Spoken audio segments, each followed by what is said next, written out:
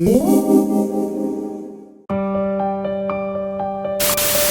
developing story out of British Columbia. A First Nation says the remains of more than 200 children have been located, buried on the site of a former residential school, in fact, the largest residential school in the entire national network from the time. The Kamloops First Nation isn't revealing the exact location, only that it was somewhere near this school, which opened in 1893 and was operated as a residential school by the Catholic Church until 1969. And it was devastating to hear this. The remains are many, many years old, decades. Few details were released today, but Chief Roseanne Casimir says remains of 215 individuals were located. It's a reality, and it's something that we do not want to have, under the carpet in any shape or form. We want to, heal with our people.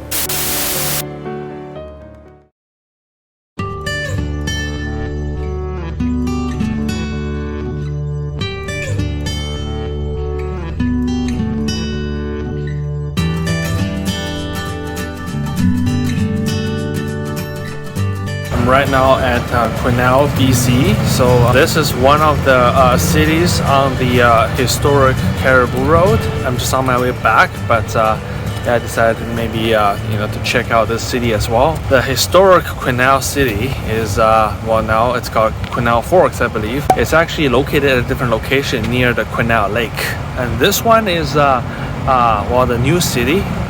But it's just the same city that bears the name. But the current city is the one that has 20,000 people. And how many people does the historic Quesnel city have right now? 0. So it's a ghost town, but I heard that place provides excellent camping opportunity over there.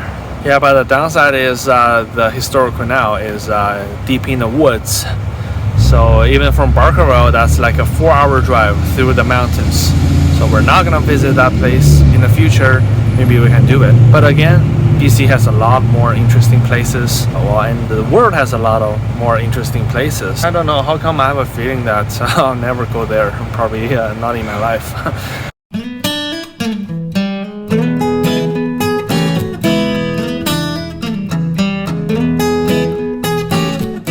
Yeah, so Quesnel City also has a riverfront walk. So I'm right now at the old Fraser River Bridge. So this bridge was one of the bridges that was used by horse carriages and people back in the days. And now it's mainly a tourist attraction, but it shows that even back in the days, the infrastructure in this area was great.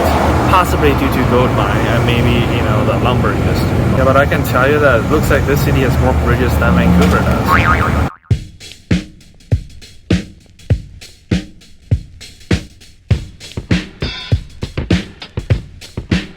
Horses must not exceed walking pace.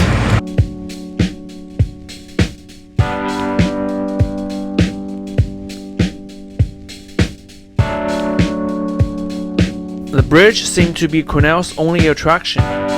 If any of you know any place super interesting in the Quesnel area, please leave a comment and let me know.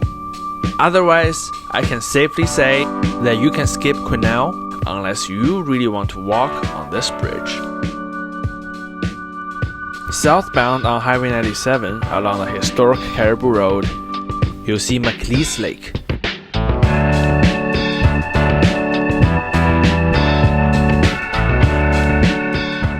Yeah, what a beautiful lake this could be.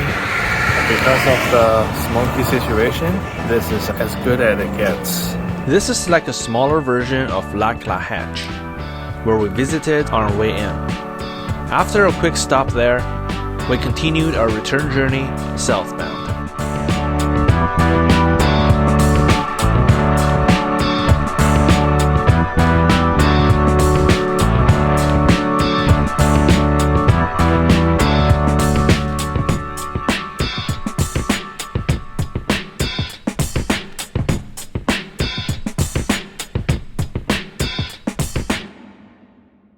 Near Williams Lake, I passed by a group of pedestrians walking on the highway. Most of them were wearing orange shirts. I actually recognized them immediately.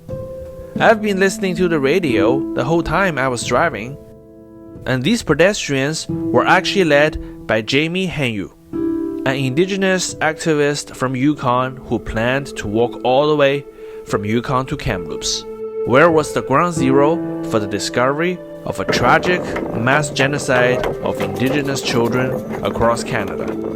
As you know, Yukon is where the journey of Sayu Rinpoche's adventures first kicked off, and it was also the place where I learned the origin of the Orange Shirt movement. Jamie and the people who joined him had walked all that miles, and they were just a few days away from reaching Kamloops when I encountered them. Guess what? Our next stop was also Kamloops. We have already visited this city when we were forced to do a detour due to the wildfire that destroyed Leeton. This time around, the wildfire smoke situation got even worse from other wildfire in the Kamloops area. Yeah, this is today's view. Welcome to Kamloops.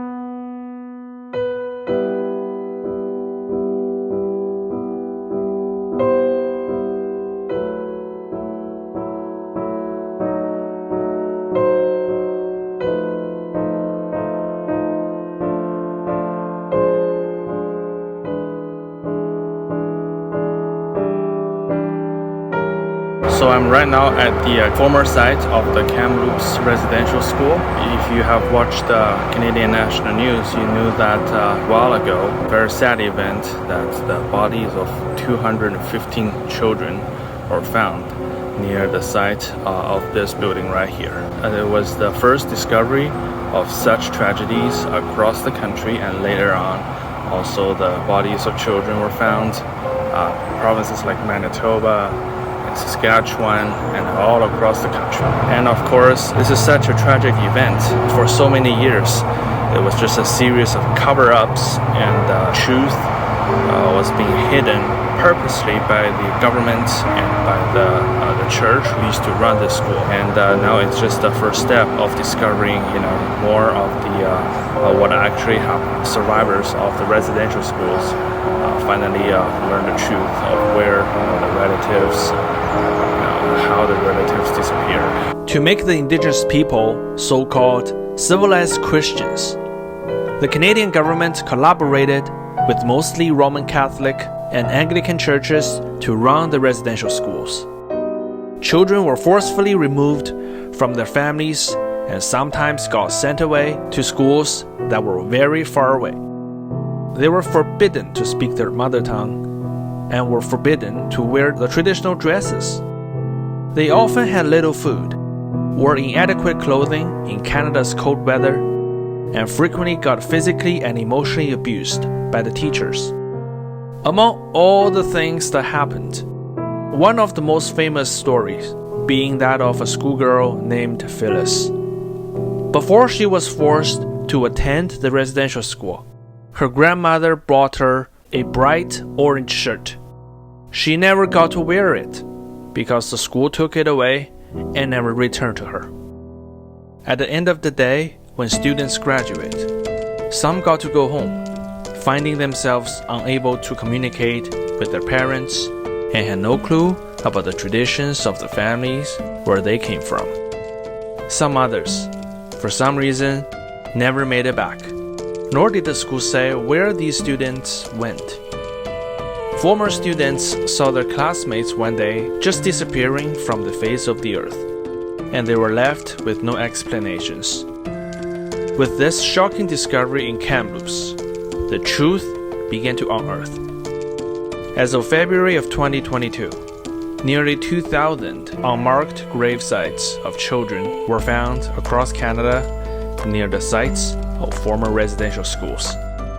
One location in Marieville, Saskatchewan had a whopping 751 graves. The 215 found in Kamloops triggered the public's full support on launching investigations on the past genocide of Indigenous people committed by the Canadian colonial system. If you have been following my journey in Yukon, Manitoba, and the earlier adventures in British Columbia. You certainly know that Indigenous cultures across Canada are something we all cherish. Their deep understanding and respect of nature inspire many of us who like to see our world to be more sustainable. Yet the colonial government saw the same cultures as savages. In the century following the passing of the Indian Act in Canada, families were separated apart. The natural environment was destroyed. Some were beyond repair. When people realize that we are in the middle of an environmental crisis, they should ask, who's the real savage here? Oh, back when Canada fought for its identity against Americans during the War of 1812. The Indigenous people were recognized by the British Empire as allies. You know what? Committing genocide is not the proper way how you should treat your allies.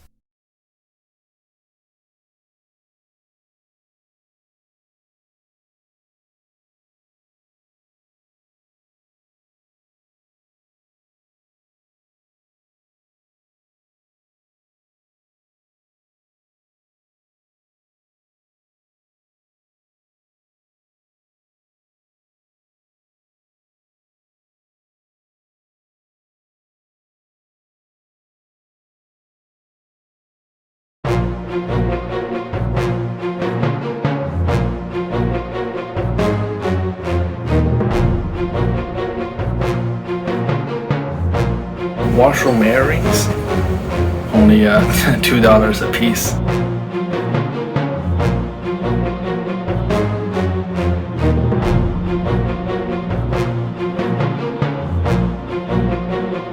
Let's go right here.